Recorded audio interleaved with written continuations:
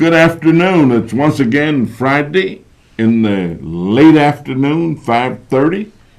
And of course, this is your host for the next 25 minutes of Hotline 21, the most interactive television in the nation, where you, the audience, gets the opportunity to participate, to talk about whatever it is that you want to talk about, discuss whatever it is that you want to discuss, and let me welcome you and let me thank you for listening.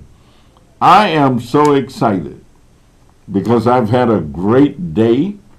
I just got back from Gary, Indiana, where I was a luncheon speaker for the National Black Political Convention. That is a reenactment of 46 years ago. Well, in 1972, there was a convention in Gary, the National Black Political Convention. I was fortunate enough to attend with my good friend Frank Lipscomb. Frank and I had been school teachers together, and we were both kind of activists, and I guess Frank was probably what I would call a black nationalist or a militant. I'm not sure I would have said. I guess I was a black nationalist. But anyway, we went to Gary and had ourselves just a wonderful time. Dick Hatcher had just been elected mayor. Carl Stokes had been elected mayor of Cleveland. So we had these two black mayors of major cities in the Midwest and the northern part of the country. And there was a tremendous amount of excitement. Amir Baraka was a great poet. He was part of the set. Congressman Charles Diggs from Detroit, who had been a member of Congress for some time, and he was a part. Ron Dellums, who was a member of Congress from Oakland, California, and a real eloquent spokesperson. But people from all over the country, as a matter of fact, 10,000 or so people is reported to have been there. Well, a group today, the son of Amir Baraka, is now the mayor of Newark, New Jersey. And of course, he is one of the conveners. Dick Hatcher, again, is a convener. But so is the mayor, Karen Wilson Freeman, of Gary, outstanding mayor, female mayor. A number of other people, and people have convened into Gary. I had a wonderful time. The food was good. It was a great lunch.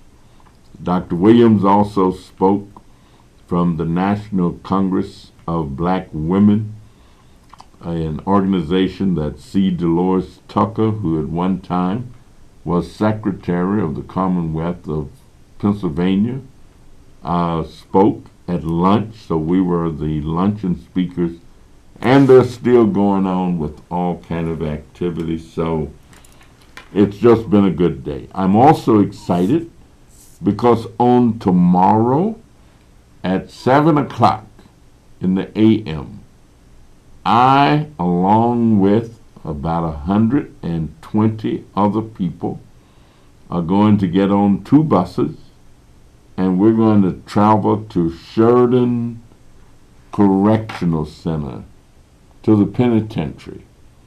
We're going to take a group of children to see their fathers who are incarcerated. And we did it last year. We had a wonderful time.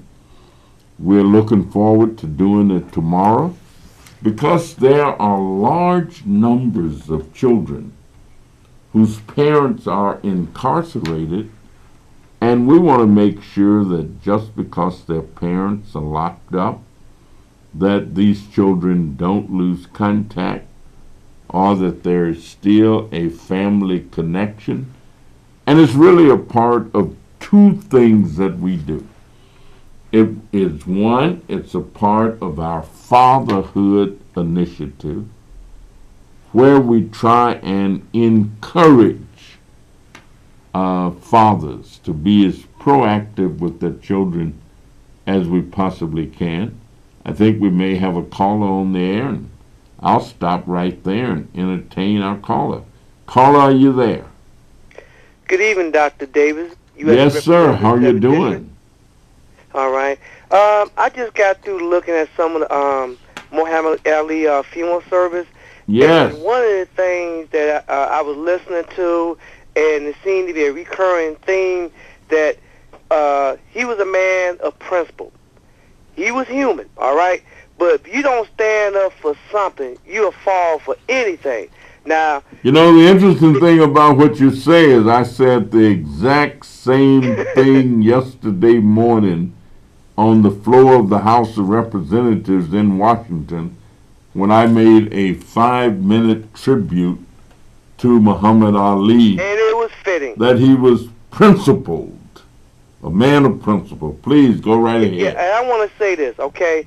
When you have a nominee, if you have somebody of your party supposed to be running for president, and you got the Speaker of the House, and you have some other senators saying that, you know what, you saying some things that our party is not for.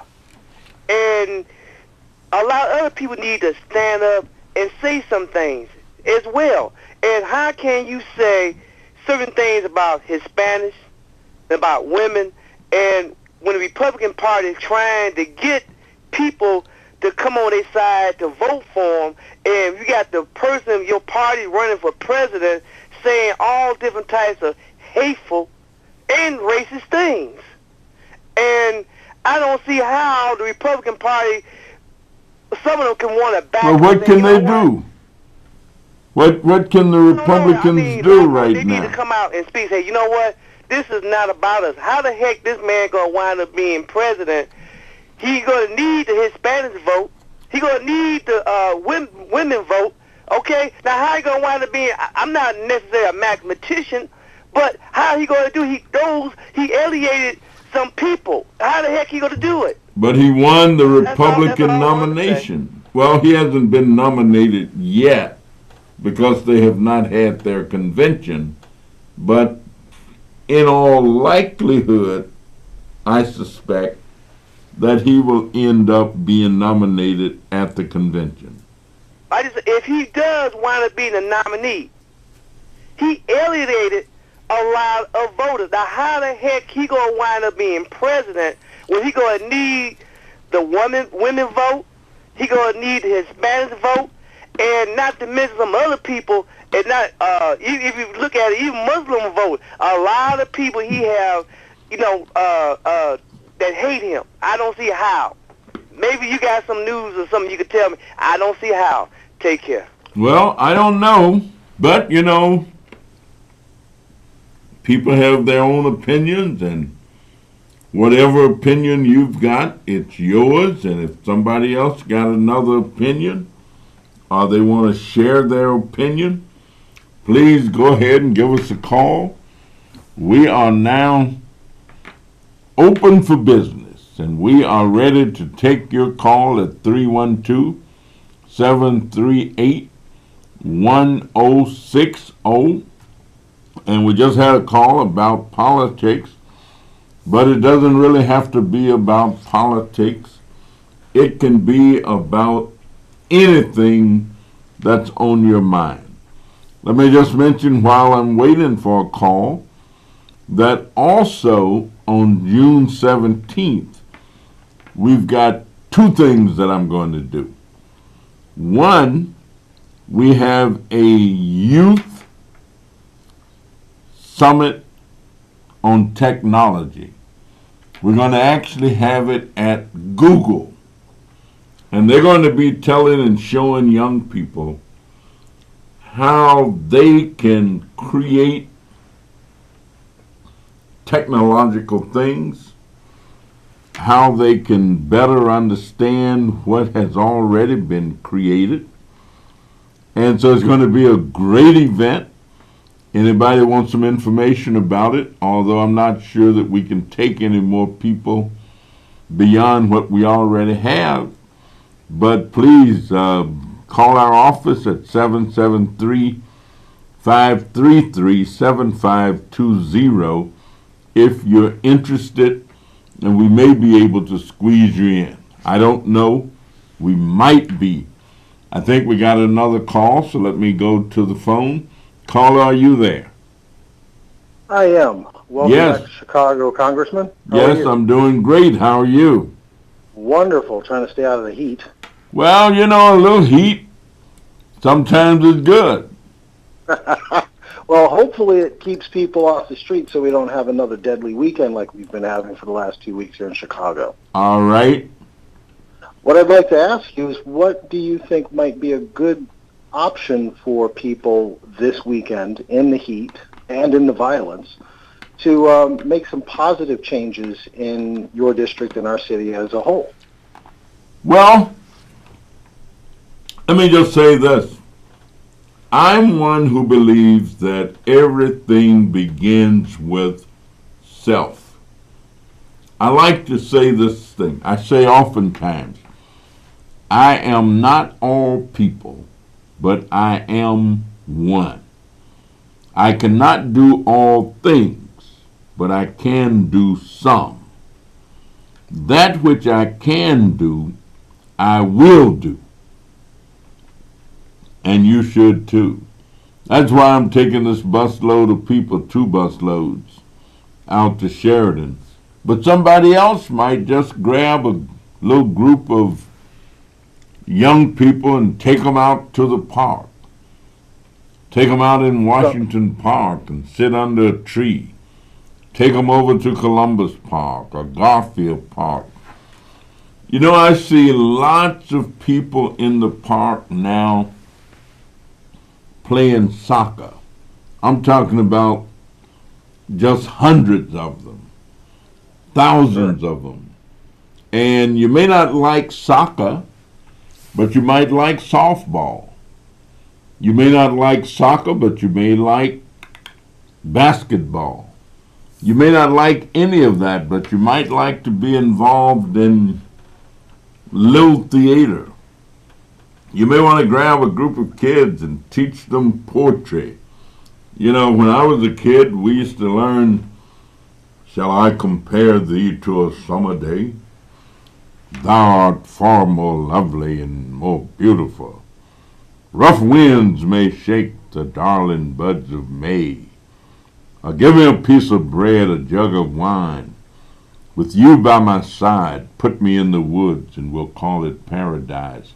There are so many things that individuals can do that are interesting and exciting that might help take their mind away from violence and the violent world in which we live. And so I would encourage everybody to do something. One thing, whatever it is, it's something of your own choice, and I guarantee you it might help somebody else. I thank you for that question, and I thank you for your call. And of course, again, our number is 312-730-738-1060. I think we got another call. We'll go right to the phone. Caller, are you Dr. there? Davis, Yes. solution that should be least be considered or put on the table in terms of stopping some of the violence in Chicago. You familiar with stop and search, right? I mean, stop and frisk, right? I am. There's something else called stop and question. Now, if they fully stop and question you, and they find out that you on probation or on parole, guess what? You can be searched. When you look at a lot of these shootings, the people that getting shot or killed, a lot of times it's being done by people that's either on probation or parole. Now, you know you're on probation or you're on parole, and you out there in the street with these guns, and it's a chance you may take by being stopped by the police. You're going to think about not taking that gun out there on the street.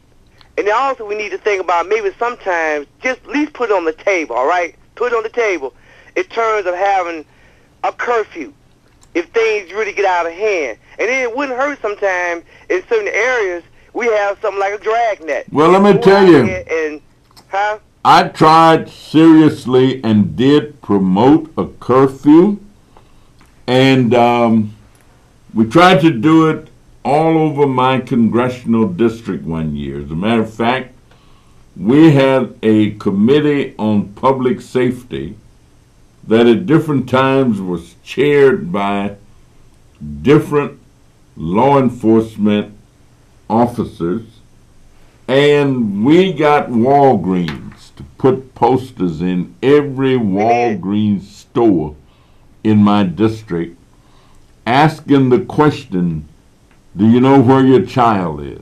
Do you know where your child is? And the only way you really can have an effective curfew is that the people themselves have to buy into it. I think it would be great to have a time and to enforce curfew where young people of a certain age would be in. And usually they are the ones that are victims. But guess what? They're not the only ones that's committing violent acts. I mean, they are grown people, older people. I heard where a man was 62 years old, and he got shot in his car the other day. Right. Somebody on my block, the police called me the other day. I was the person that was hollering about bringing in the National Guard about 5 years ago. I don't think that would be a good idea. Now, you got such people, I ain't going to call their name. They're going to call up. They're going to be saying, bring in the National Guard. We don't need the National Guard. We would just do some common sense. If we had the National Guard, what would they do? Well, we're going to have the cameras on the police, and guess what? We be seeing what they do, because they won't be able to sit around and get paid look-away money. But the police, they're not committing all of the violence. But a lot of times, police is not doing their job like they're supposed to be doing. Well, what is it that a policeman can do that keeps two people from deciding that they are angry with each other, and one decides to kill the other one? Peace officer and keep the peace. How are they gonna keep the peace if they ain't there? I'll get somebody else a chance to call. Many of the people who commit violent acts commit them on other people that they're close to. We have domestic violence. We have family violence. I think what we have to do is teach people to the best of our ability a different way of life. Go ahead, caller, are you there? Yes, caller, are you there? Yeah, this is your pilot, Vic Croswell with the Tuskegee Airmen. Yes, sir.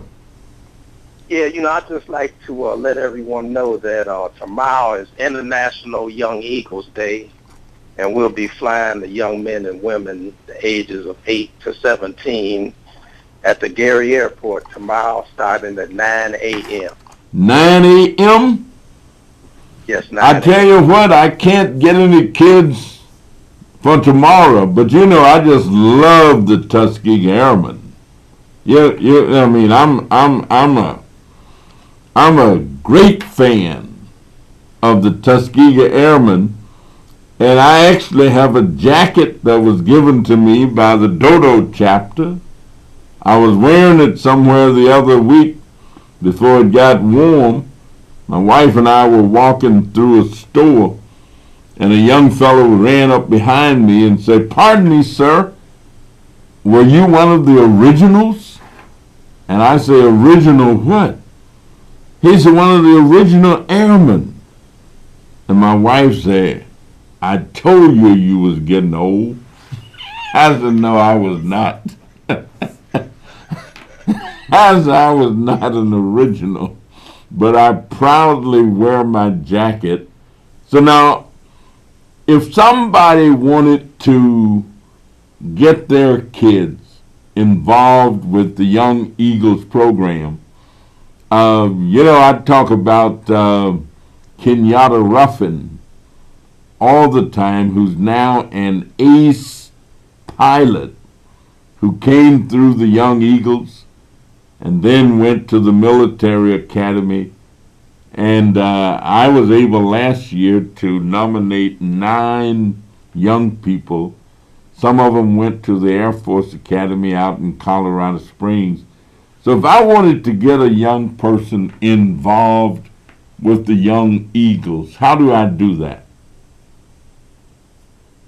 Well, right now we have also with Tony Preckwinkle, they have the Tuskegee Next program, which I think you should also mention because, they're trying to find 200 pilots between now and 2020. And the governor is supposed to be behind that program and the Republicans. So, they have the deep pockets and they want to train 200 minority pilots between now and 2020. And as you know, last year I think we trained about 6. And I think this year we may have about 12 to 15. But that's still a short order for the amount that they're looking for. And we need to get those kids round up and in line to... Well, I got a young lady who comes to my office and volunteers.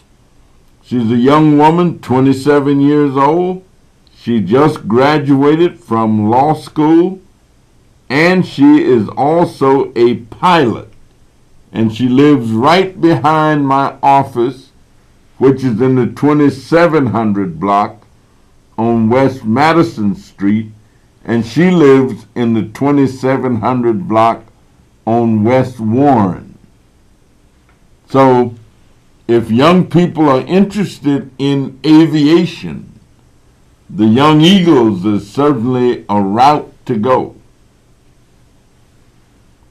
So is there a telephone number or anything that they can call?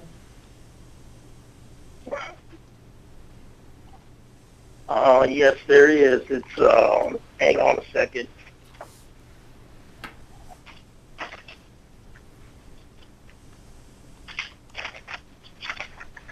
Yes, it's 773 773 602 602 2880.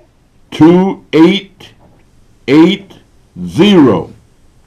Yes, and let me give you the website. Let me give you the website as well. All right.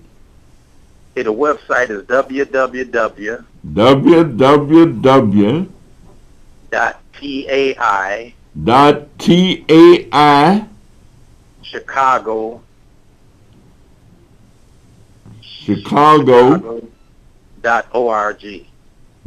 .org.